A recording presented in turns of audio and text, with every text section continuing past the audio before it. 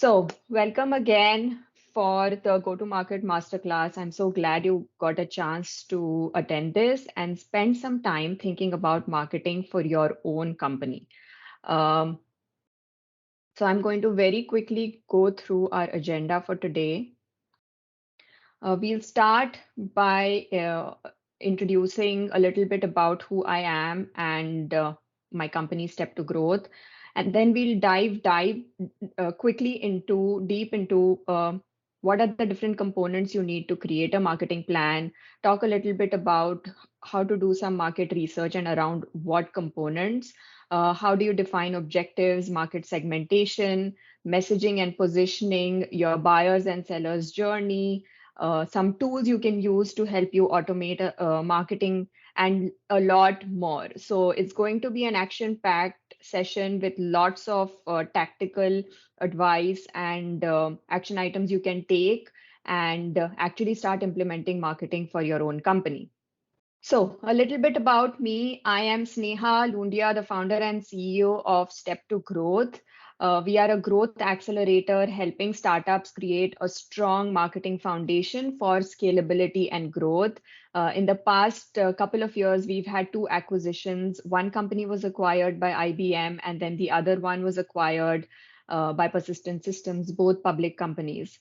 I was honored Women of Influence Silicon Valley in 2021 by Silicon Valley Business Journal. I'm a member of Forbes Business Council and have been mentoring and helping startups for the past few years. I have over 10 years of experience in the tech industry itself. And I work with a lot of VCs and accelerators, educating their startups about marketing and also conducting some workshops for them. So, what is Step to Growth and what are we trying to do here? So, Step to Growth is a growth accelerator for early stage startups where startups want to go from their startup phase to a scale up phase. And typically, we work with startups in three different forms.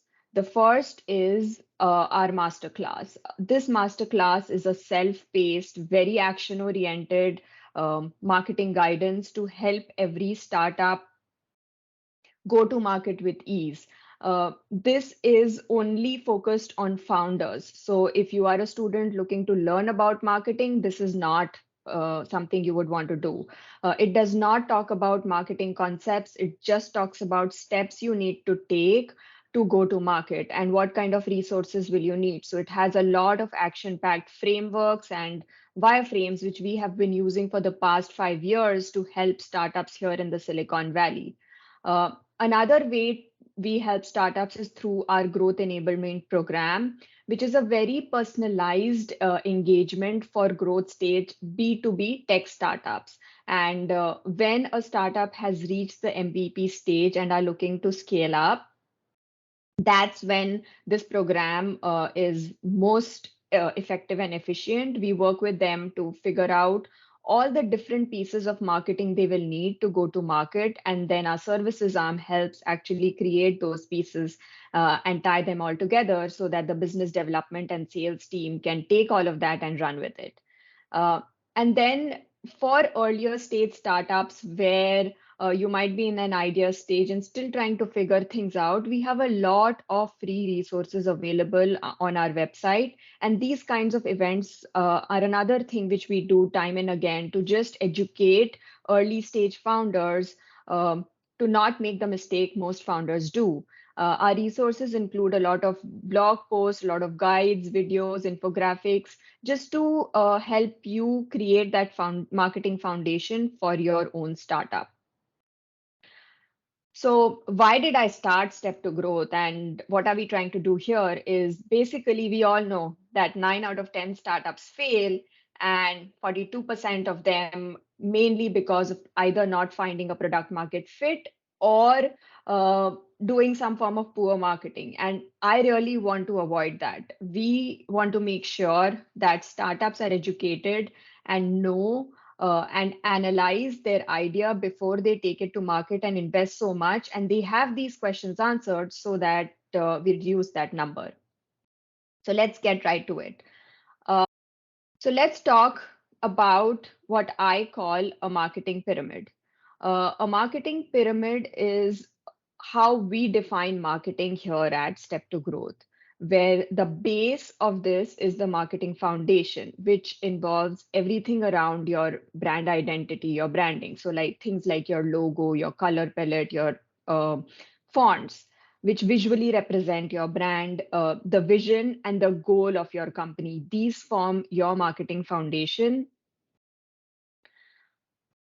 Once you have your foundation in place, then you start thinking about strategizing your outreach, which involves things like figuring out your positioning, messaging, marketing channels, and success metric. And finally, figuring out the right systems, processes, and tools to effectively go to market and actually execute the strategy which you've created. So we'll everything we discussed today is based on this pyramid. Um, and I want to talk a little bit about what are the key components you would want to include in any marketing plan.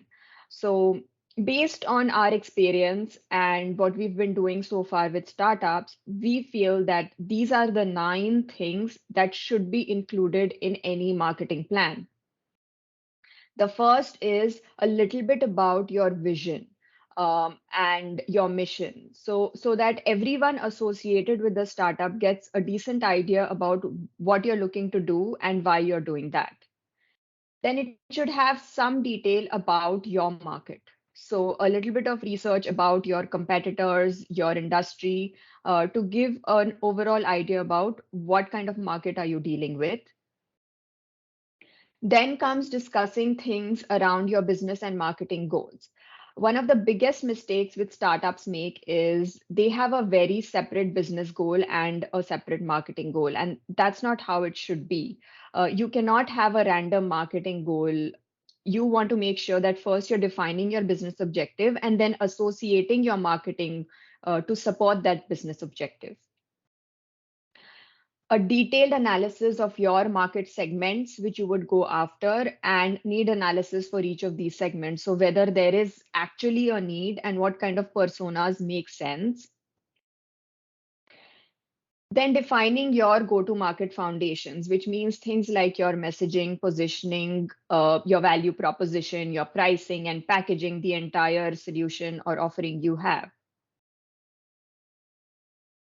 What kind of channels will you be going after and how will you measure success across these channels? How will you have a lead optimization and conversion process? So the entire process of capturing leads to converting them and optimizing the lead flow is really critical. And so what is your plan to do that? What kind of technology will you need to enable all of this and support you with your marketing endeavors? And finally, what kind of budget will you need to make sure that all of this is possible? So, any effective marketing plan should have all of these 9 components in it. I'm going to touch base on a few of the most important ones right now. But our masterclass is focused around all of these 9 components and goes into the detail of each one of them and provides with wireframes to execute each of these.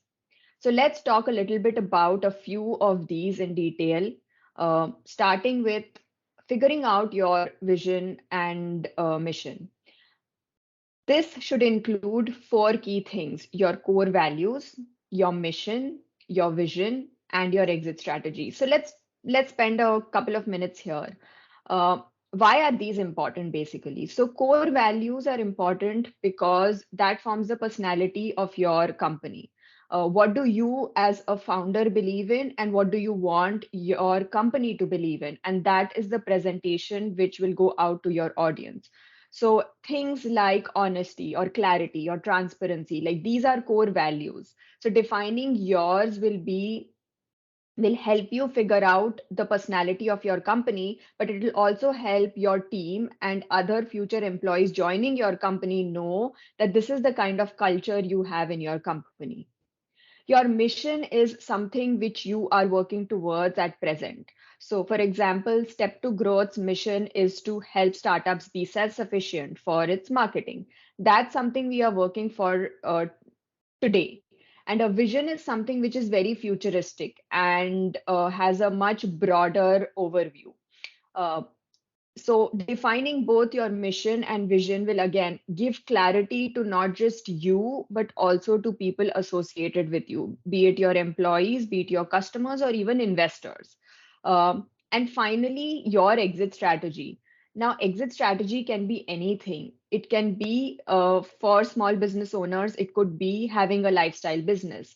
For for other founders, it could be taking your company to reach the stage of IPO, or it could be developing the product and making it stable and then handing it over to another CEO and then moving on from there. So, no matter what the case is, defining your exit strategy for yourself as an individual and also for your startup is going to help you have a clear roadmap in terms of where you want the startup to go, and all your actions associated with the startup will make sure that you are moving towards that end goal for yourself and for the startup. Then I want to talk a little bit about doing some market research and knowing your market. Now, when you think about your market, you want to figure out the current situation of everything, of your startup, of your competitor, of your industry. So let's talk a little bit about each of these. When we do an analysis of your market, the first thing we look at is your existing statistics, which means numbers around your existing contacts or existing leads, opportunities, and customers. And the reason we do this is to create a benchmark. Like, this is where you are today. And if you are creating a marketing plan and executing it, you want to see progress. So to be able to see that progress, you first need to know where you are at present. And that's why these numbers are really important.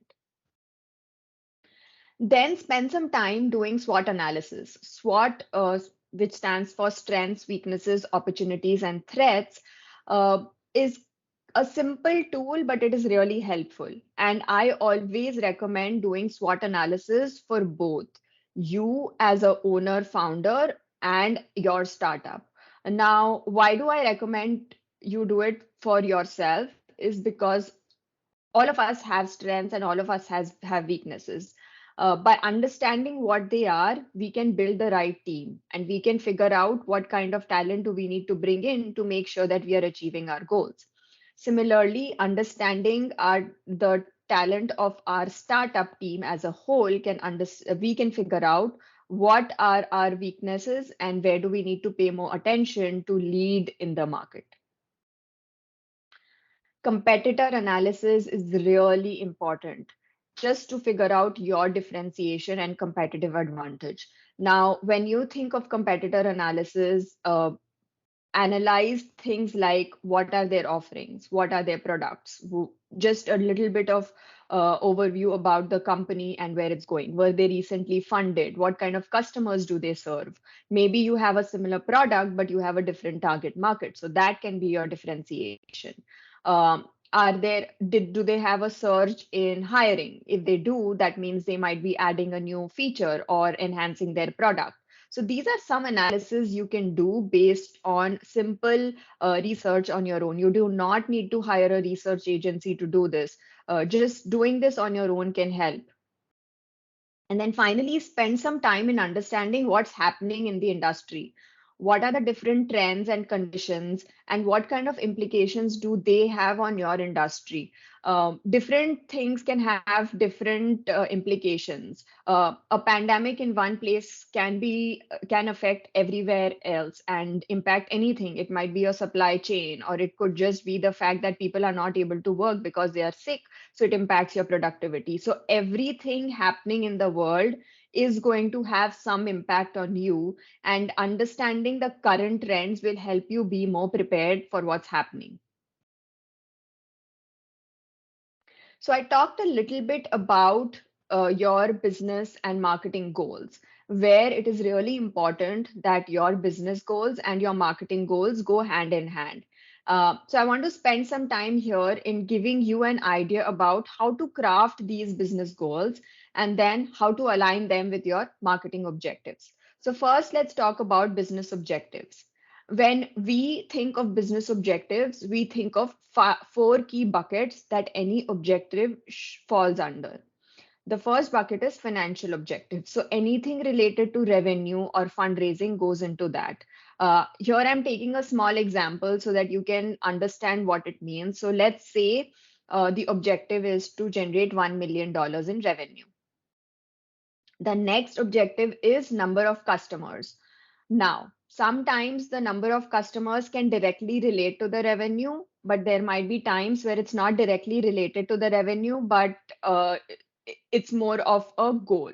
So in this case, or in this example, let's say we need 100 customers to generate that $1 million in revenue. Another bucket to consider is technology. So, what are your technology objectives? And maybe you need to be able to gain those 100 customers. You need to have future two releases to happen, or maybe 10 new features need to be added. So, what are those objectives? And then finally, your employee objective, or the number of people you'll need to make all of this possible. Um, Based on this, you define your marketing objective. Now, marketing plays a role in all of these objectives, be it financial, customer, technology, or employee. Trust me, if you want to get good talent, you have to position your company well so that people are attracted to the company and want to work with you. So, based on this, defining your marketing objectives. In this example, let's say that the marketing objective is lead generation. Now, while defining your objectives, at this stage where you're just thinking about a few things and you're early on in your marketing plan, figure out three key things associated with the objectives. First is what kind of programs or initiatives you're going to take to help you achieve those objectives. So, for lead generation, programs could be things like email campaigns, social media outreach, or event sponsorship. Again, these are examples which I'm sharing here. These are relevant for this, but there can be many more programs or initiatives based on your target audience. The next thing to consider is what are your performance indicators, which means what are the numbers you're going to look at to see whether your campaigns are working. So in this case, it would be the number of leads generated and the number of leads converted into paying customers. Always associate your goals and objectives with a time to be accountable. So in this case, randomly, I've just taken 12 months as a time frame to help achieve $1 million in revenue or 100 customers. Now, for you to be able to create a more effective business and marketing goals, I would recommend creating programs, KPIs, and timeframes for all of the business objectives also. So our masterclass goes into details of how to do that and gives you the wireframes to do that. But this gives you a good idea in terms of how to think about these different things. Next, I want to talk a little bit about market segmentation. So when you think about your market segmentation, the generic terms in the market which we use are demographic, geography, psychographic, and environmental factors. And we'll go into the details of each one of them in a bit. But the idea here is to figure out what market segment do you want to focus on. You might have more than one market segments to cater to, but always start with one small segment and then make your way towards the bigger ones. Also, once you have your overall or the overarching market segment defined, then you want to define your three key metric, which is your TAM, SAM, and SOM. TAM is your total addressable market. So basically, it defines the overall demand throughout the globe for the service or product offering you have. Serviceable available market is a portion of that total market which is available to you as a startup to go after. Now, you will lose out market or because of competition or because of skill sets or because of your product or because of your price point. Whatever the case is, this is that portion of the market which is a perfect fit for you. When you start out, it is difficult to go after the entire market which is available to you just because of the resources you might have or the amount of talent you might have. That's where service obtainable market comes into picture, where you have selected a small portion of that SAM to cater to and go after. Now, the reason why you need to do all of this is to make sure that your market is not so small that it's not a profitable business, nor you've thought of such a large market that you can't go after and you burn out on all your energy. So that is why this is really important to figure out at an early stage and then make sure all your marketing initiatives are catered towards that. Once you have your superficial or an overarching market segment ready, you want to figure out your ideal customer profile, which is ICP, and personas. So an ICP is basically figuring out different criteria which make sense for your startup. Now, these criteria can be divided into four categories. The demographic, which is who they are. So things like their age, education, revenue, industry make sense here. Next comes their psychographic factor, which is how do they think? So, what are their likes, dislikes? Are there any brand preferences? How sensitive are they to price? Those things are important here. What are the behavioral aspects, or what do they do? Like, what is their pattern in terms of website visits or internet usage or purchasing method? And finally, what are their environmental factors which impact their decision? So, where are they? So, their culture or any language they speak, what is the currency there or political climate around it? Based on your audience, whether it's a B2B startup or a B2C startup, you want to define your criteria across each of these factors. And once you have your criteria defined, that is when you create your personas.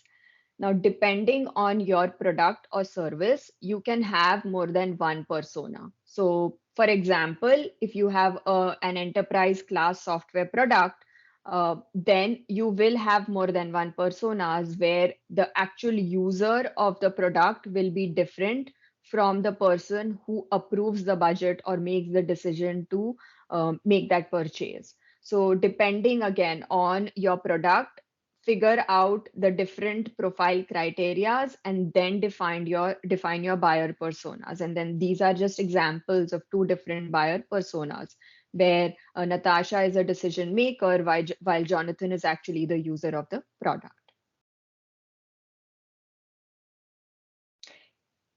Please put your questions down. This, I know I might be a little fast, but I do want to cover a lot and give you as much value as possible in the next 30 minutes. So please put in your questions in the chat box. Um, Messaging and positioning is really important for any startup. It is basically how you are going to present the company to the outside world. So a few things which are critical for this is your product description, uh, your competition. Now, competition is not something you'll put on your website unless you're comparing it and showcasing that you are a better product or service. But it's important from a messaging point of view, just so that whoever creates content for the company knows who the competition is and knows that you have to differentiate against them. Then comes your persona overview. Like we just discussed, there can be more than one personas for a startup. So that's why you want to position or message your company differently for each personas. That's why your persona overview is important. What is the tone of voice which you use to create any content? And it again, I would recommend having one tone of voice throughout the company, but there might be situations where you need some tweaking, and that's where this comes into picture. Once you have like the first row ready, think about what are the key unique differentiators for your product or service. So your features would fall into this column. Then comes the challenges. So what challenge is being solved by that particular feature and what value is being added because of that feature. That comes into column number 3 here, this one. So the And finally, the proof point, which is adding more credibility. So if you have testimonials or success stories pertaining to that particular statement, add it here. So this way, any consumer or prospective gets a good idea about what feature you have, what challenge it solves, what benefit it offers, and why is it you they should choose versus others because of credibility and the proof point which you offer to them. All in all, creating something like this and having it as your blueprint for all things marketing would really help you in content generation, as well as communicating your message correctly to all stakeholders, be it customers, investors, or even your employees. Then let's talk a little bit about the different marketing channels you will need, or which are present to go to market. So first is your website. For anything digital, you need to have a website. It can be as simple as a one-page website or a more robust if you have more things to offer. But having a website is very critical. Depending on your target audience, you want to have emails, you could be on social media, you could attend or sponsor events, you could invest in PR, you could invest in advertisements or SEO. Now, no matter what channel you choose, the most important thing is to be on a channel where your ICP or your buyer persona is present. Not everyone is going to be there everywhere. So choose these channels effectively. But before even choosing these channels and going after them, I would say think about your customer journey. And my next slide talks a little bit about what that means and how to create one. So customer journey map is basically thinking about a journey which your customer is going to take to search for your product and finally purchase it. So it starts with a need which your customer might have. For example, this is Joe and he needs an easy to use CRM to manage all the opportunities in his pipeline. So what is he going to do? He's going to maybe look at solutions online and figure out what options are available. He might talk to other people, or he might be in a community and of small business owners and talk to people there. But the first step is going to be searching and figuring out and discovering what solutions are there. Once that's there, then this person is going to shortlist three options and to help figure out which one works best for him. Uh, to understand which one works best for him, he's going to look at success stories and reviews, and maybe even talk to a few people who've used the three products to see which one makes more sense. And based on all of this, make a decision to purchase. Now, if it is a small business and you're a business owner, this decision might be taken by you yourself, or if it's a team and you need approval, then that might be the case. So, depending on that, you want to figure out what the journey looks like. And then finally, you make that purchase, or in this case, Joe makes that purchase and he becomes your customer. Now, the customer journey map does not end here. It ends when you have added so much value to your customer that they've started promoting your product. And no marketing can be as good as your customers promoting your product or service. That's the easiest form of marketing and gets the most results. But to be able to do that, you have to initially add exceptional value to your existing customers. So now, when you think of the entire customer journey, think about actions your customer takes, and what are the different channels they might be going to get answers for their questions, and those should be your marketing channels. Let me present this entire thing in a different way, which we at Step to Growth call them as buyers and sellers journey, and we have again frameworks to help define it, but this is like a snapshot of what you need to do in terms of defining your buyers and sellers journey and eventually your sales process. So at the buyer level, which is person who needs your product, the seller is you as a startup and sales process is your sales process of the startup. So a buyer has a need and they are going to look for solutions. You as a seller need to provoke interest and answer questions based on that. And this stage of the sales process is called prospecting. Now, your sales process can vary based on the kind of product, and the stages can also vary. In this example, which I'm showing you right now, it has 5 stages. It could be 7 or it could even be 3, depending on the kind of product or service you have. The next stage is discovery, where they are figuring out multiple options and searching for the right solution. At this stage, you as a seller need to educate them about what you have to offer and qualify them whether they are a good fit for you. So the buyer is trying to figure out if your solution is a good fit, and you are trying to figure out if the buyer is a good fit. Everyone is not your customer, and you want to spend your time and effort only on people who are your true customers. So this is the stage where you actually do that. Then comes consideration, where they've shortlisted and trying to figure out who are the best solutions for them. In this stage, you as a seller should focus more on explaining about your features or any kind of benefits you have, competitor analysis to help them show that how you are better than the others. And also, if you are a if you have a technical product, then a demo would be good at this stage from a sales process point of view. Then a customer makes a decision in terms of they want to finally make a purchase. This stage might still take a while, so you could provide proposals or nudge them with promotions, reassure them with success stories, so that they know that this is the right product or service for them. And then finally, even when they've made the purchase, your term might not end there.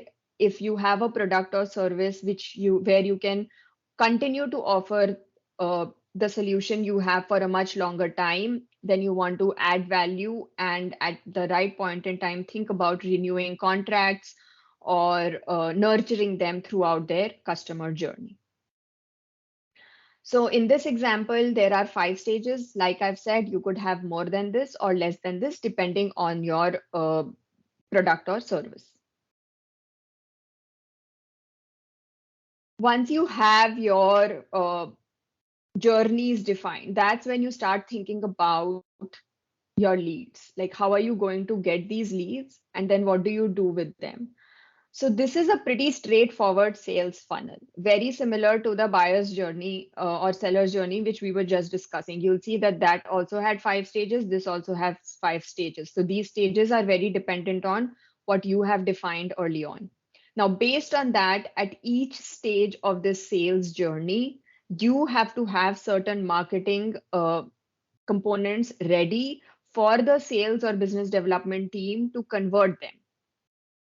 So when somebody enters your sales funnel, they are strangers. They really don't know anything about your product or service. So they are going to look at things like your website, social media. If you're going to an event, then go there, or your search engine optimization, to basically understand what you have to offer and if your solution is the right solution for their problem. Once people feel that you are adding value to them, they start considering your product, and they frequently visit your website or any form of other. So maybe if you're sending them emails, then they respond to you quickly. And that's when they become visitors. At this stage, you want to add value to them by creating very specific landing pages or providing them more resources in the form of downloadables. Once somebody has shown interest in your product or service, they become your lead.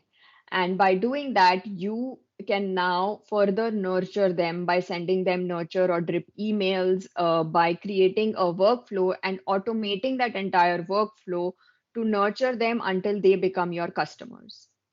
When somebody makes a purchase and has paid, that's when they become your customers. And your journey as a startup doesn't end there. You want to continuously add value to them, either by providing knowledge-based articles or supporting them throughout the journey so that in the end they become your promoters. And once they are so satisfied with your product, they will be ready to do events with you or give you testimonials or be a part of your success stories. And then you use that content to actually convert your strangers into promoters and then help strangers move along your sales journey. So based on what you need in these stages, that's how you decide your marketing channels, and not the other way around, that because the world is doing social media or because the world is on LinkedIn, I should also be there. But that may or may not work for you. So spend time in first figuring out your customer journey, create your buyer and seller journey and your lead optimization funnel, and based on that, figure out the right marketing channels for your company. Very quickly, I want to touch base on some tools that can help you throughout this entire sales journey. A CRM or a customer relationship management tool can be really helpful for you to manage and track your communication with your prospects and customers. So, an Excel sheet is also a CRM. HubSpot and Zoho are other examples of some industry leading CRM. There is Sugar CRM, there is Pipedrive. Like there are many. I've just noted a few down here. Most startups do not do this. They do not have a project management system, and not having that really impacts your productivity because you spend a lot of time in just managing your notes. So it is a learning curve. You might take a couple of hours to learn this, but the communication between the team really helps once you have a good project management system in place. Asana, ClickUp, and Monday.com are some industry leading examples. We just switched to ClickUp and we are loving it. So go give it a try. Another tool which helps in this entire process is an email automation tool. So things like Mailchimp, MailerLite, and HubSpot are examples. SendGrid is another example. Most of these tools will have a free tier, which is a good starting point for any startup. So make sure that you have something to capture your leads and then nurture them through email campaigns. And then finally, please set up analytics. Measuring is really important because if you're not measuring, you don't know what is working, what is not, and you don't want to spend your valuable time and resources on things which might not be working. Also, be realistic. You are not going to get 100,000 followers by just posting one post on social media. It takes a lot of time and it takes consistency to create that impact. So be realistic and measure your results so that you know your own startup's trend and accordingly can plan for the future. So just to give a quick recap in terms of creating a marketing plan, you should have these 9 components as a part of it. We've discussed in detail quite a few of them, but just to talk about it again, your vision and your mission is really important to give the overall view of where your startup is going. Understanding your current situation in terms of your startup, your competitors, your industry is really important so that that becomes your benchmark to measure your future success. Creating and aligning your business and marketing goals is very important so that you are focused as a company towards one single goal. Understanding your market segments and picking a segment and going after it is important, and defining your ICP and buyer personas based on that segment. Then defining your foundations like your messaging, positioning, packaging, pricing, value proposition before you actually go to market and start talking about your product is critical. Most of the time, startup don't think about these things and just go and start selling the product, and then they feel that nobody understands it. But that's going to happen because you've not spent the time to actually think about how you're going to communicate your message, and that's why this is really important. Then comes identifying your channels and figuring out metric to measure your success results, creating a sales funnel to optimize your lead generation and conversion, figuring out what kind of technology do you need to make all of this possible, and then finally have a budget in place to execute your marketing. Um, Before I jump into questions, I just want to let you know that these are the 9 things which we discuss in our go-to-market masterclass.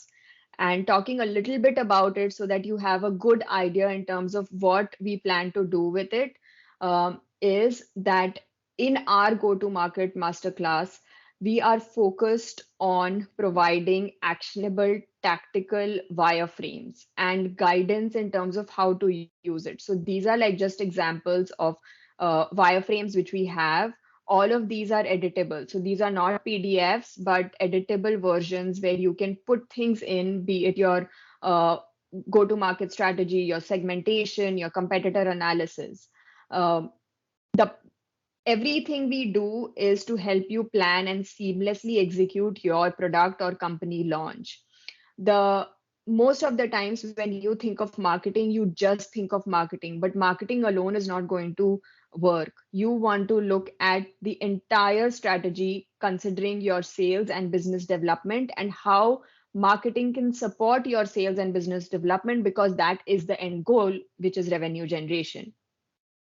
In this masterclass, you'll also build up your knowledge to create an effective marketing strategy, not just for today, but also for the future, and establish the right sales process and integrate it with your entire marketing and business development efforts. So we are super excited to be launching this to the general public. Till now, it was very selective and not available to everyone.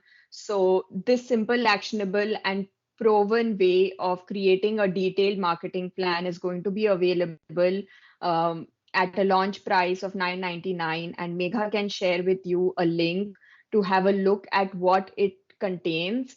And you can use a coupon code launch to make sure that you avail this discount, which is only valid until Friday, the 3rd of June.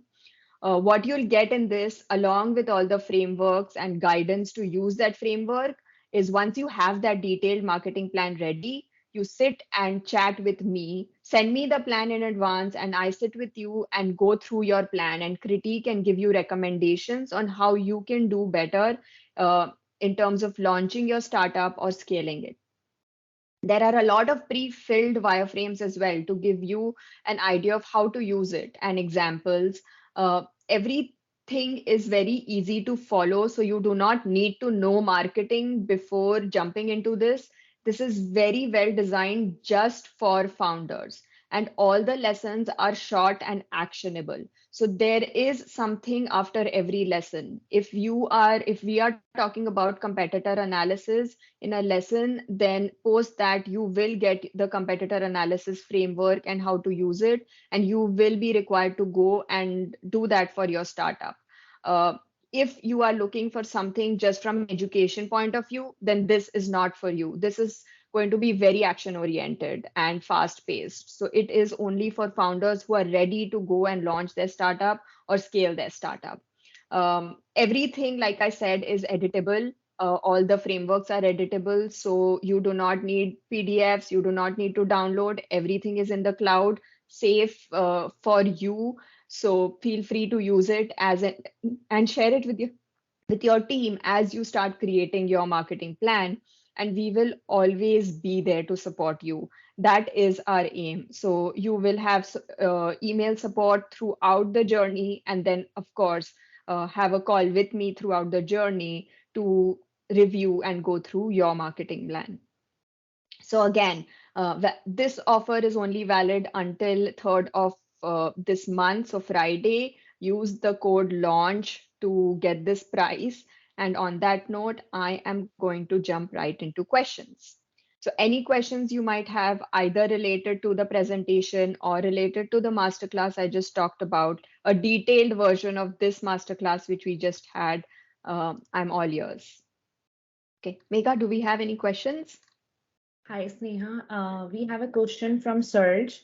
So he's asking, say if TAM is 1 billion people, but they can't afford it at our basic price, how you calculate TAM? So I am putting this question in the Q&A section as well. Okay. So great question, Serge. And so your TAM is 1 billion. There's no doubt about it. But your available market is going to be less than the TAM because not everyone is going to use it. Like I mentioned earlier, that your SAM or available market, you will lose out either on competition or in your case, affordability. So then a percentage of that becomes your SAM. And then I do not go after your entire SAM. Pick a smaller version or a smaller segment of that market to figure out your SOM, which is your first go to market. One thing which I did not mention earlier, and I'll mention it now, is your TAM, SAM, and SOM can be different every year based on how industry is trending. So today, say your addressable market is 1 billion, but tomorrow suddenly uh, things change and your TAM can become 2 billion. Similarly, your TAM and SAM can stay the same, but for the first year, you are capturing, say, your focus is to capture 10% of the market, but after that, uh, next year you might want to capture 15% of the market. So there is flexibility there. It's not set in stone that if you set your TAM, SAM, SOM, you have to only focus on that. It's more about figuring out what works for your startup and that it's not very small, nor is it like really huge.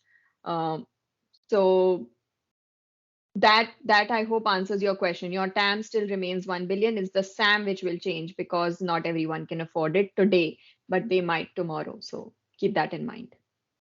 Sneha, we have two more questions. The first one is, how do you decide your marketing budget?